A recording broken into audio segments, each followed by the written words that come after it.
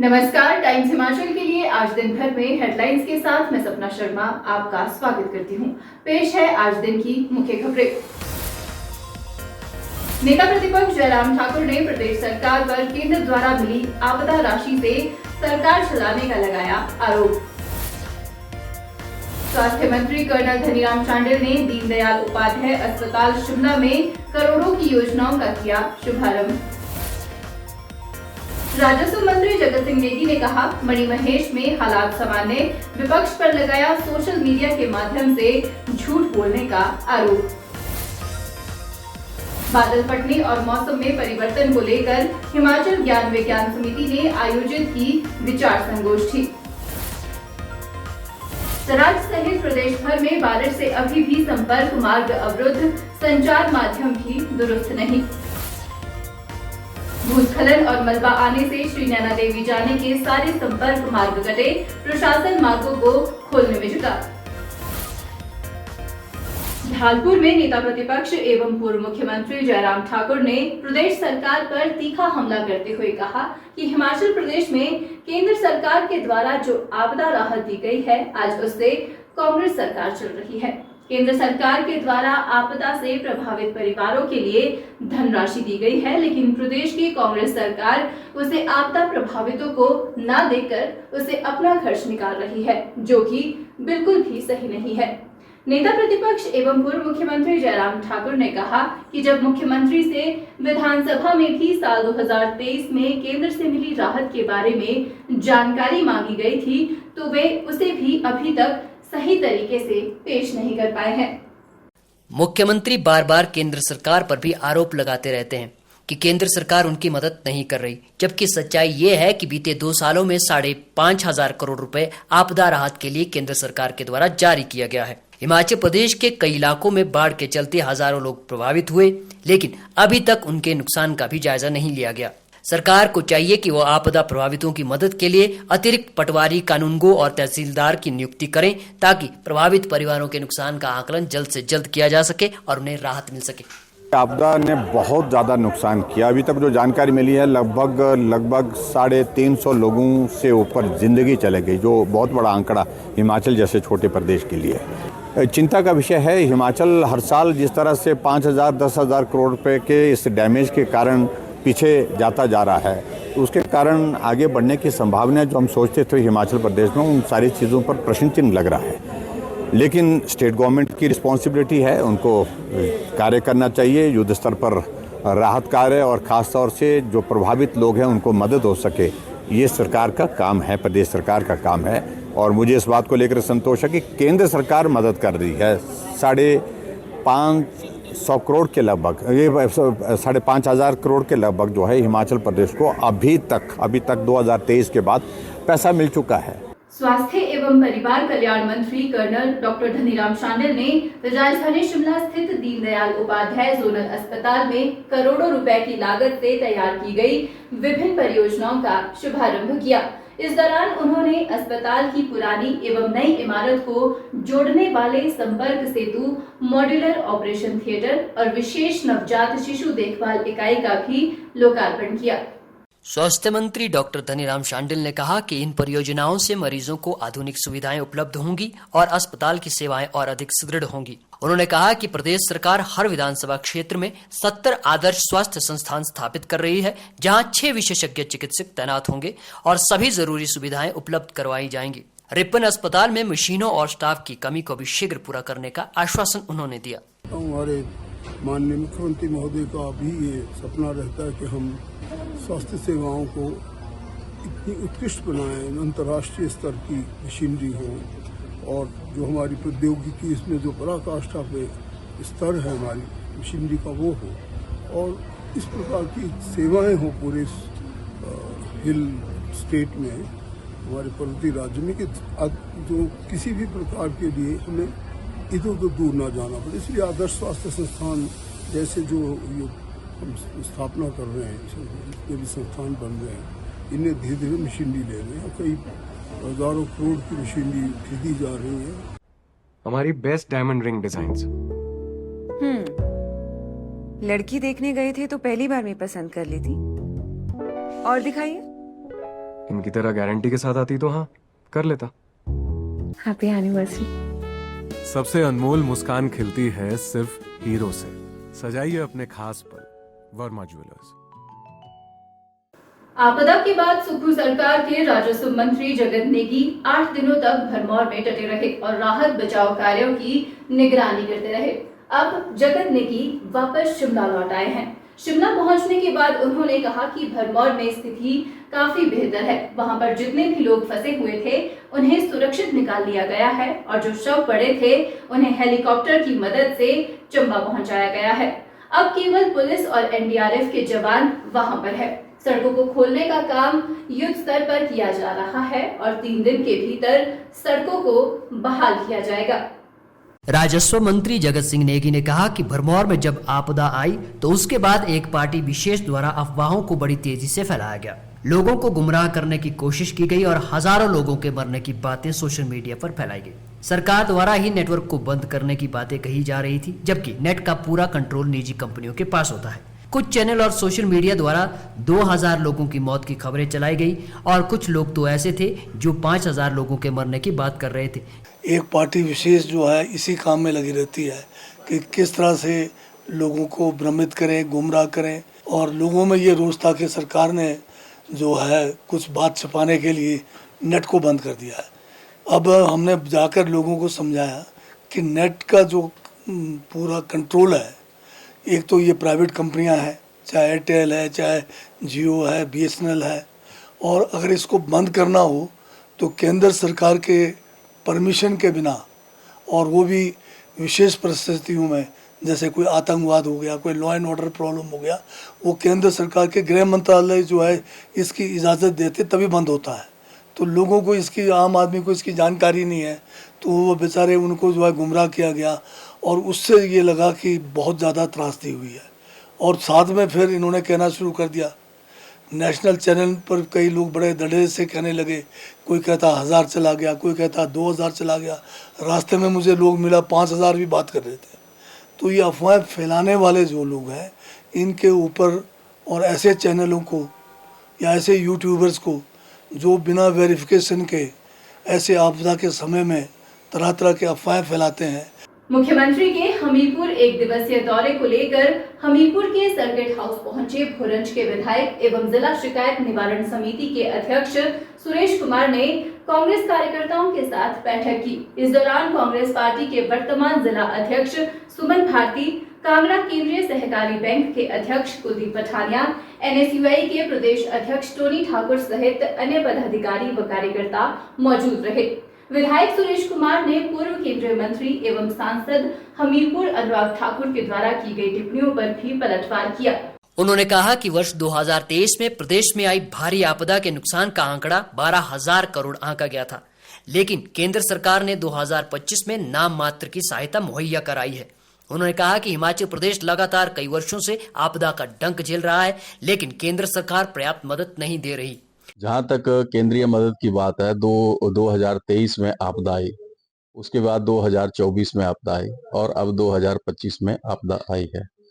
तो 2023 की जो आपदा आई थी, जिसमें 12,000 करोड़ रुपए का जो नुकसान था, उसकी रिपोर्ट जो थी वो केंद्र को भेजी गई थी।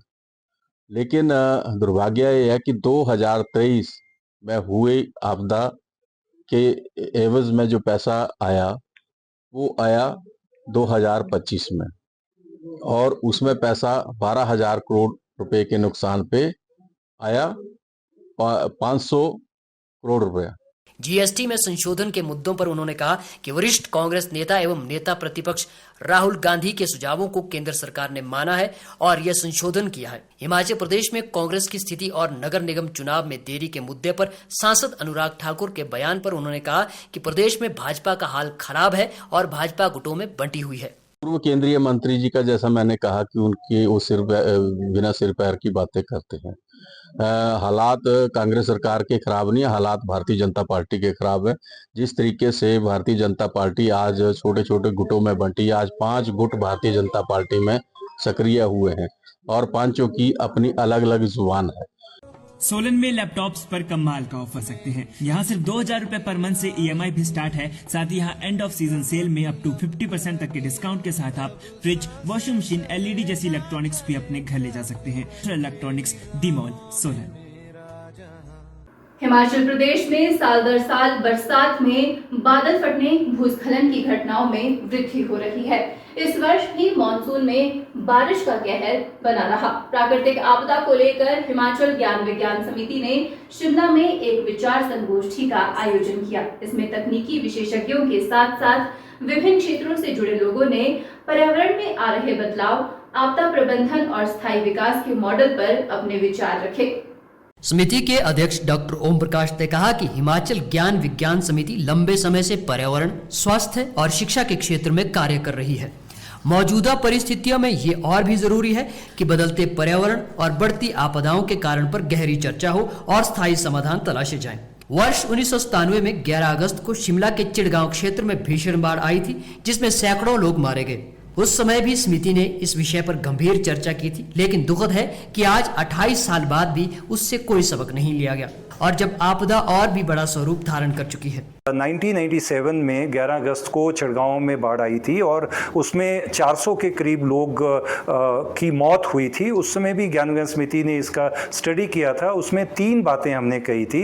एक की फ्लड जोनेशन होना चाहिए, दूसरा जो है जो फ्लड में जो फ्लड प्लेन है उसमें कंस्ट्रक्शन नहीं होना चाहिए, तीसरा हमने कहा था कि लोगों की भागीदारी प्लानिंग और मैनेजमेंट में भी होनी चाहिए। 28 साल के बाद भी बहुत दुखद है कि हम वही बातें आज हम कह रहे हैं। सोलन जिला में बरसात के बाद नुकसान थमने का नाम नहीं ले रहा। NH5 कालका शिमला पर चंबाघाट के समीप 4 लेन की सर्विस लेन धंसने से नीचे बसे खथेड़ गांव को खतरा पैदा हो गया है। डंगे धंस गए हैं, प्राचीन शिव मंदिर को भी खतरा पैदा हो गया है। इस मार्ग को आवाजाही के लिए पूर्ण रूप से बंद कर दिया गया है। वहीं कथेड़ में स्थित 33 kV के बिजली ट्रांसफर को भी खतरा पैदा हो गया है। इसके धंसने से सोलन में ब्लैकआउट भी हो सकता है। हालांकि विद्युत विभाग अपना कार्य कर रहा है ताकि इस स्थिति से निपटा जा सके। बारिश ने इस बार सोलन को हाशिए पर ला दिया है। पानी की किल्लत पहले ही सोलन को परेशानी में डाले हुए है।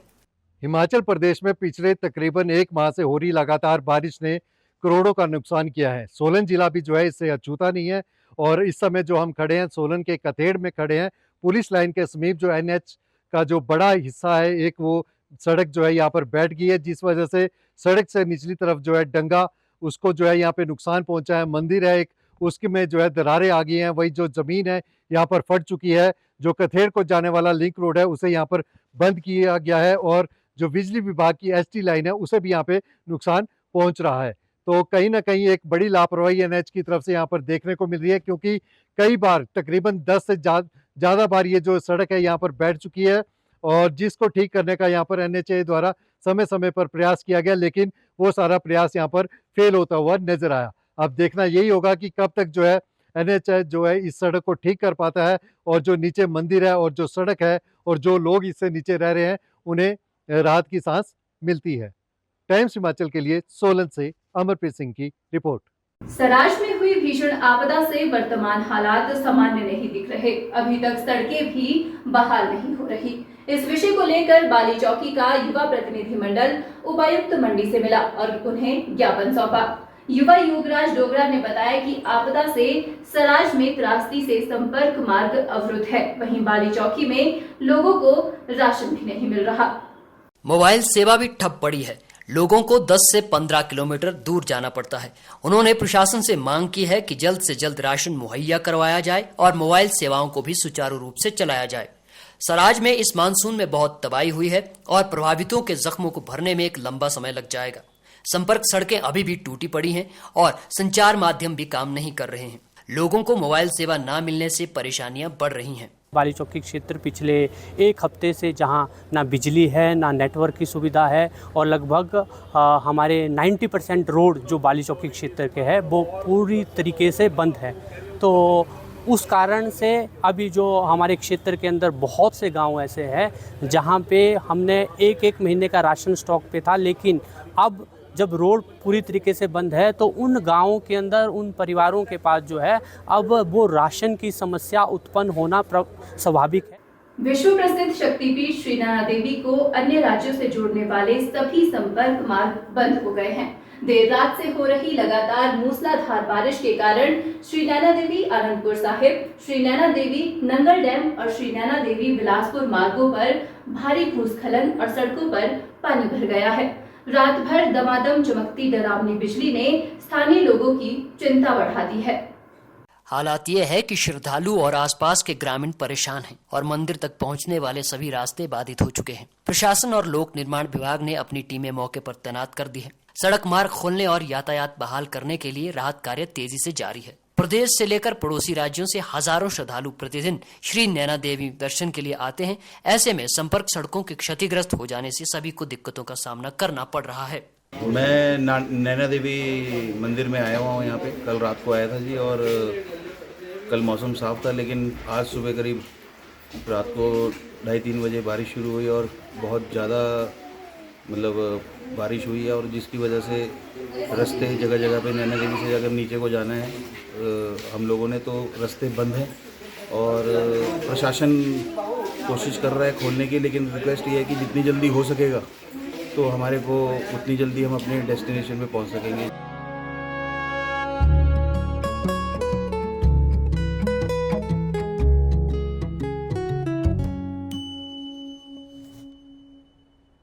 तो इसे पैक कर दूं या फिर से प्रपोज कर दूं? Ma'am, happy anniversary baby ji. Happy anniversary. सबसे अनमोल मुस्कान खिलती है सिर्फ हीरो से। सजाइए अपने खास पल, वर्मा ज्वेलर्स। जिला शिमला को जिला मंडी से जोड़ने वाली एकमात्र सड़क तत्तापानी के पास, जो काफी समय से क्षतिग्रस्त है, अब एक और जगह से क्षतिग्रस्त हो गई है। इस सड़क को फौरी तौर पर छोटे वाहनों के लिए विभाग द्वारा कड़ी मशक्कत से खोला गया था, लेकिन अब दूसरी जगह भारी भरकम सड़क क्षतिग्रस्त हो गई है। आपको बता देते हैं कि ये सड़क अगस्त माह से बड़े वाहनों के लिए बंद है, जिसके कारण करसोग से शिमला आने वाले वाहन केवल तत्तापानी तक आ रहे हैं और शिमला से करसोग जाने वाले वाहन भी केवल सुन्नी के पास स्थित घरियाणा तक जा रहे हैं।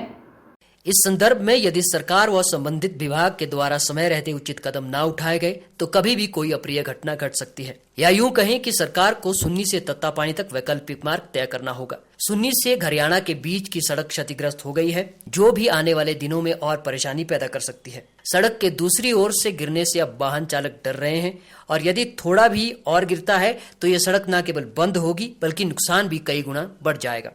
हिमाचल पेंशनर संघ के प्रदेश स्तरीय चुनाव पेंशनर भवन हमीरपुर में हुए। इस दौरान केसी गौतम को प्रदेश अध्यक्ष नियुक्त किया गया है।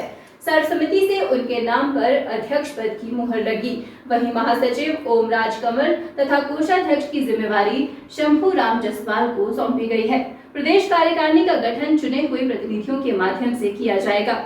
नव नियुक्त प्रदेश अध्यक्ष केसी गौतम ने कहा कि पेंशनरों की लंबित मांगों को सरकार के समक्ष मजबूती से उठाना प्राथमिकता रहेगी। उन्होंने प्रदेश अध्यक्ष पद की कमान सौंपने के लिए संघ का आभार जताया। उन्होंने कहा कि जो जिम्मेवारी उन्हें सौंपी गई है उसका निष्ठा के साथ निर्वहन करेंगे। संघ के सदस्यों के साथ मिलकर पेंशनरों के हकों को दिलवाने के लिए काम किया जाएगा।